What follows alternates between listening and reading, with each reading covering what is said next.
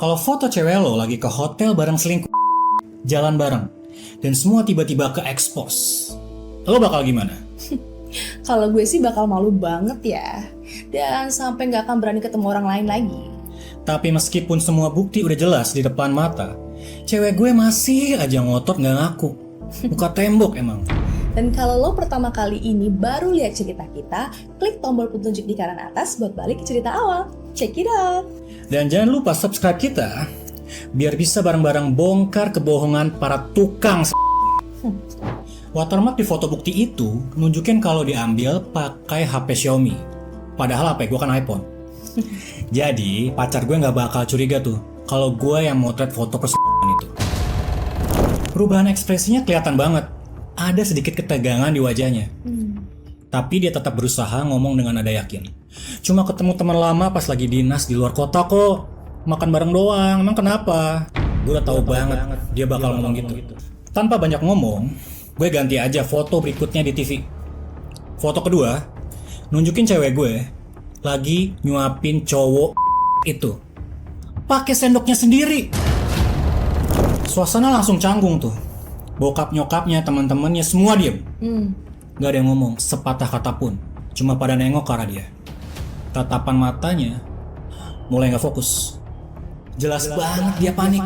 Tapi dia masih berusaha ngeles. Dia bilang, ini bukan yang kayak kamu pikir loh sayang. Tadi itu cuma takut makanannya kepedesan. Makanya nyuruh temennya coba dulu. Dan tak kenapa gue malah tenang banget. Dalam hati malah ada rasa puas. Kayak kucing yang lagi main-main sama tikusnya. Gak apa-apa, terus aja ngeles. Gue gak bakal marah. Soalnya ini baru permulaan. Layar berganti muncul foto ketiga. Mereka berdua jalan bareng keluar dari bandara. Pegangan tangan. Oke.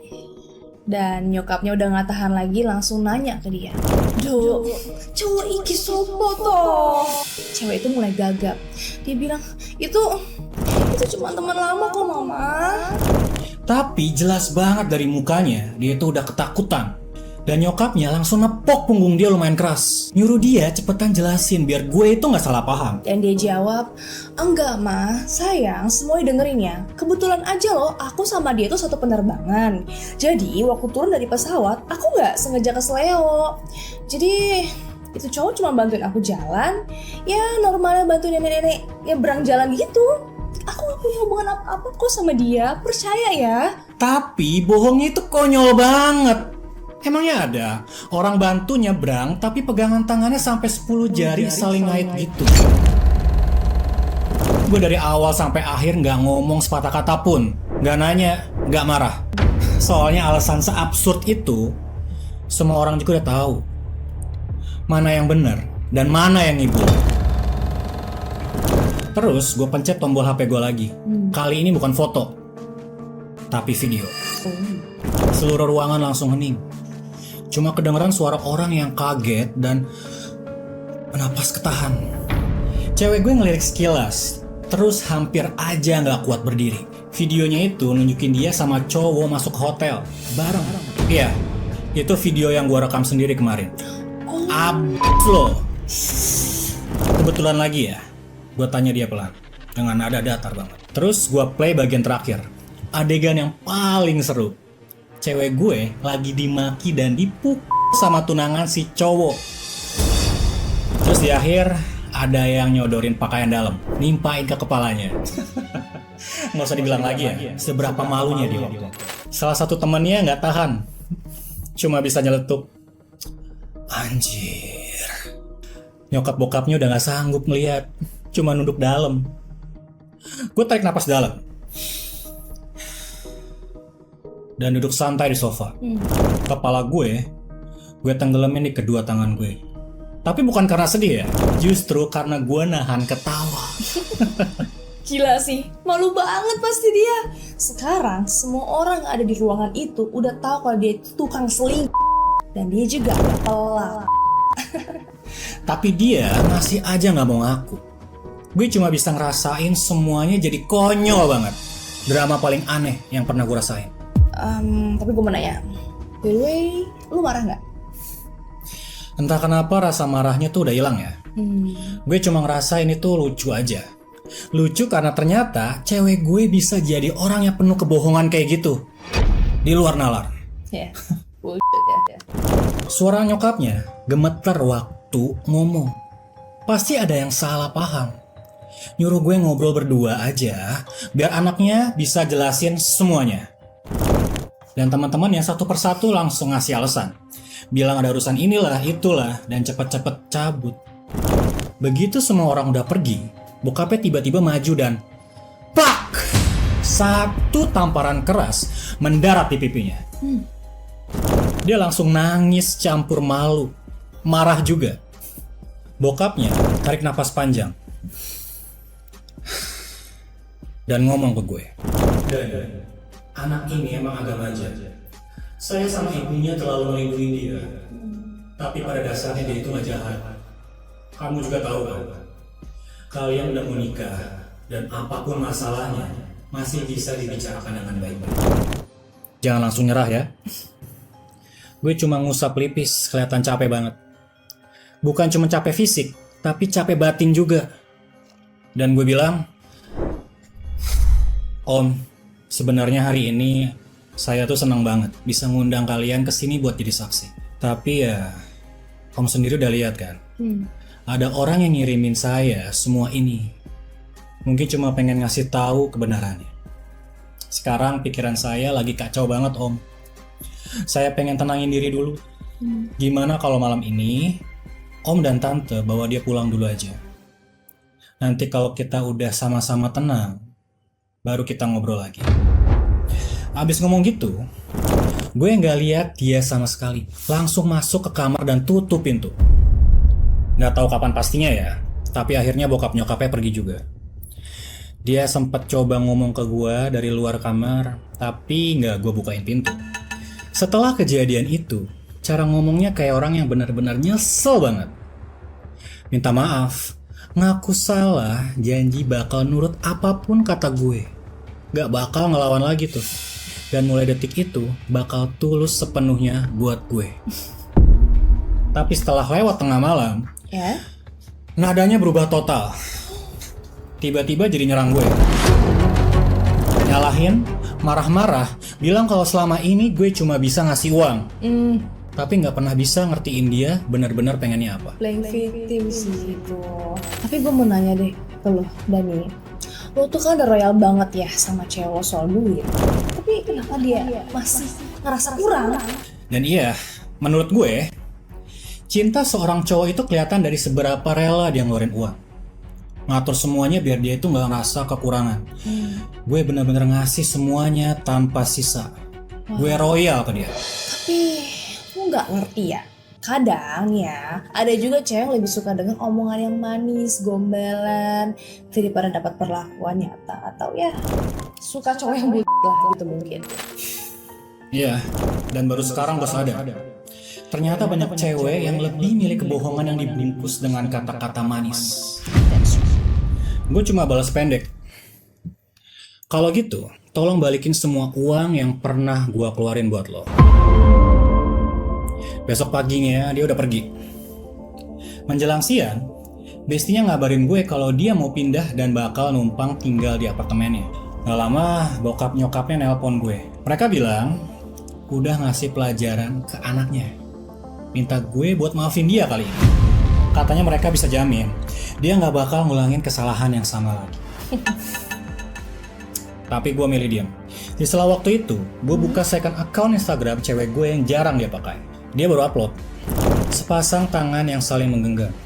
Captionnya cuma satu kalimat. Apa seorang putri harus menikah dengan pangeran? Atau mungkin justru sang satrialah yang jadi takdirnya? Gue akhirnya nyamperin si cowok itu buat ngobrol. Dan ternyata ada kabar bagus. Semuanya berjalan bahkan lebih mulus dari yang gue rencanain. Dia bilang dia juga udah putus sama tunangannya dan sekarang resmi jadian sama mantan gue. Gue sempat khawatir tunangannya bakal susah move on. Ternyata nggak juga ya. Gue senyum dan bilang, "Wah, lu hoki juga bro. Cewek secantik itu aja masih nempel sama lo. pasti karena cinta sejati itu. Semoga kalian langgeng ya, seumur hidup semati bareng, dan jangan pernah pisah. Dia malah beneran terharu gue ngomong gitu, ucapin makasih dengan muka yang tulus. Tapi gue juga gak bisa bohong, gue bener-bener berharap dua orang tukang selingkuh itu bener-bener bisa bareng selamanya, biar gak nyusahin orang lain lagi. Ya ampun, jadi mereka tuh beneran jadian ya? Iya, mereka beneran bareng sekarang. Gue sendiri masih gak nyangka bisa-bisanya si selingkuh satu dan selingkuh dua benar-benar bareng. Jadi pada akhirnya lu beneran ngedoain mereka biar mereka bahagia. Nggak fair lah. Gue rasa itu bukan doa restu sih, lebih kayak kutukan gak sih? Iya. Dua orang tukang selingkuh hidup bareng selamanya, bukannya itu malah kutukannya tersendiri? Iya bener-bener. Gue juga udah nggak tahu lagi harus ngomong apa ya.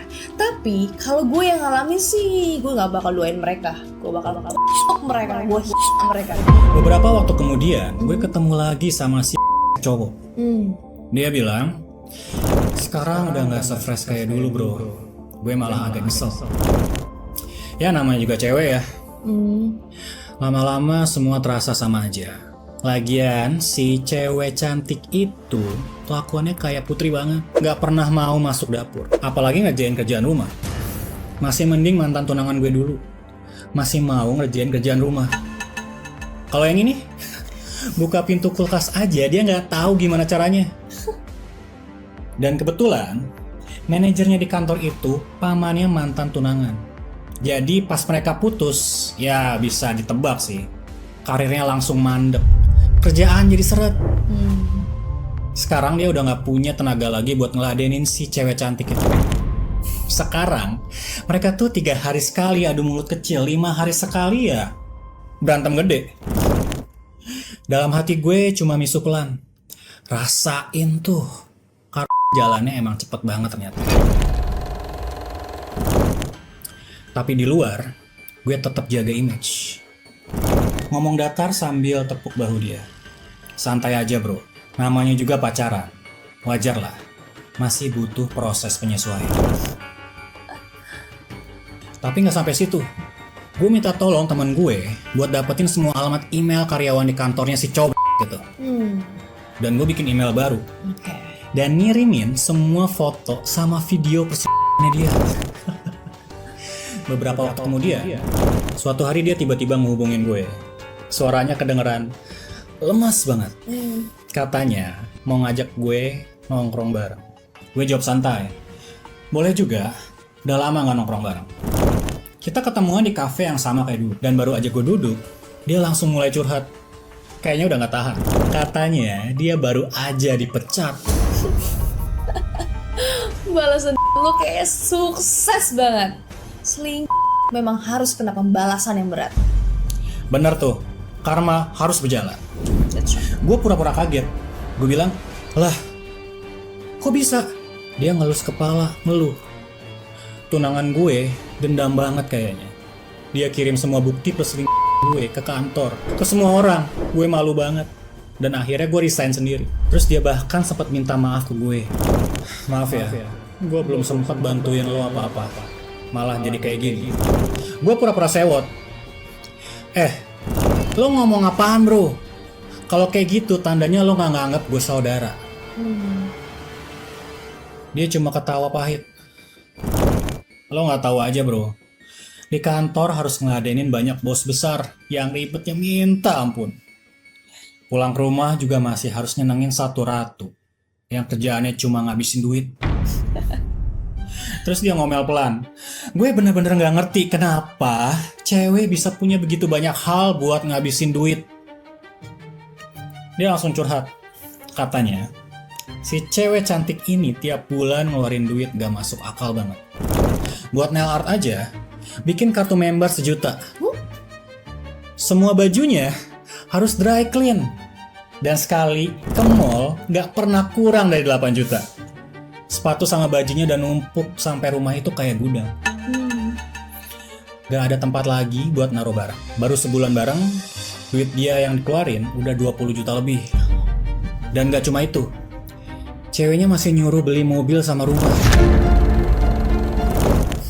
Katanya, kenapa nggak cepet beli aja sih? Makin cepet beli kan makin cepet dinikmatin. Si cowok itu ngeluh ke gue. Bro, lu dengar sendiri kan omongannya. Emangnya gue nggak punya rumah dan mobil itu karena gue nggak mau.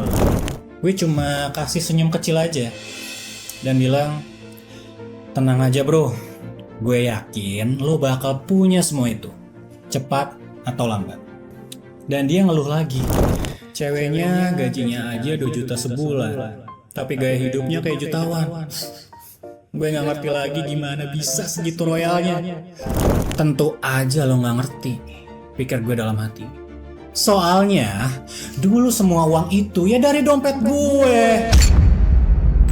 Hari itu kita ngobrol lama banget. Dia ngeluarin semua unek-uneknya, ngeluh sepuasnya ke gue. Dan gue cuma dengerin sambil nahan senyum. Karena tahu dia hidupnya sengsara. Dan itu bikin gue tenang banget. Gue juga senang banget. Entah kenapa. Mungkin karena ngelihat orang jahat yang akhirnya kena batunya. Atau mungkin lo seneng karena ngelihat gue berhasil ngebales dia. Tapi emang sih cewek lo tuh dulu kayak boros banget. Kayak sorry tuh saya nggak tahu dia sebenarnya. Sorry ya, bukan cewek gue lagi. Udah mantan. Lagian ya, dulu tuh gue bener-bener ngerasa bahagia. Bisa ngasih yang terbaik buat cewek yang gue sayang. Tapi ternyata berkata lain. Tapi setelah ngobrol sama si cowok, gue baru inget deh, kartu kredit gue yang dulu masih sama dia nggak ya? Atau belum gue tutup? Langsung gue cek transaksinya dan kaget banget. Sebulan terakhir itu masih ada transaksi aktif. Dan akhirnya gue langsung telepon bank, minta kartu kredit gue buat dinonaktif. Gak nyangka besoknya si cewek ini nelpon gue. Suaranya galak banget, kayak gue punya salah gitu. Kenapa lo tiba-tiba matiin kartu kredit itu? Katanya nyolot. Gue sempet bengong dong, speechless. Orang bisa ya setebal muka itu? Astaga sumpah, ini pertama kalinya gue ngeliat cewek sehalu itu dan senggak tahu itu. Infil tau gak? Dan setelah diam beberapa detik, gue cuma jawab pelan. Mungkin karena gue gak pengen lagi bayarin biaya hidup istri orang lain. Tiba-tiba dia nangis. Suaranya geter, penuh drama banget. Kok kamu tega banget sih? Aku kan cuma deket sama dia. Terus kok kamu langsung kayak gini? Kan aku gak pernah ngelakuin hal yang lebih menyakitkan gitu. Enggak kan? Apa kamu lupa gimana rasa bahagia kita dulu? Padahal dia pikir gue gak tahu kalau dia udah lama jadian sama si cowok tuh. Bahkan udah tinggal bareng. Gue bilang, kalian kan udah ketahuan masuk hotel bareng. Pegangan tangan segala. Tapi dia masih ngeyel aja. Itu kita kan masing-masing nginep di kamar yang beda. Dan gue narik napas panjang. Masa gue harus keluarin juga sih video waktu kalian masuk kamar? Udahlah, kasih diri lo sedikit harga diri. Dan dia diam. Beberapa detik kemudian, kalau aku bilang kita pesen satu kamar tapi ranjang terpisah, kamu percaya nggak? gue langsung dengan cool jawab, kalau lo masih berani hubungin gue, foto dan video selingkuh lo bakal gue kirim ke kantor lo. Sejak hari itu, dia gak pernah kontak gue lagi. Waktu berlalu lama banget, sampai akhirnya gue dengar kabar lagi. Katanya, dia ninggalin si cowok itu juga. Soalnya gak tahan hidup susah. Sementara gue masih sendiri. Gue gak berani lagi jatuh cinta. Soalnya gue sadar, setelah semua itu, gue udah gak bisa percaya lagi sama hubungan cinta-cintaan. Jadi cewek lo itu masih ngincar uang dan barang-barang mewah dari lo gitu? Itu mantan ya? Oke. Mantan gue. Dan gue sendiri udah nggak ngerti lagi. Sebenarnya dia nyari apa ya? Tapi gue tanya deh sama lo, lu sebenarnya emang beneran cinta gak sih sama dia? Dan kalau gue boleh jujur, iya, pernah. Gue beneran cinta sama dia dulu. Tapi kayaknya gue salah ngasih harapan ke orang lain. Tapi sekarang semuanya itu udah gak ada artinya lagi kan buat lo. Jujur aja sama gue. Iya, dan semuanya sudah berakhir.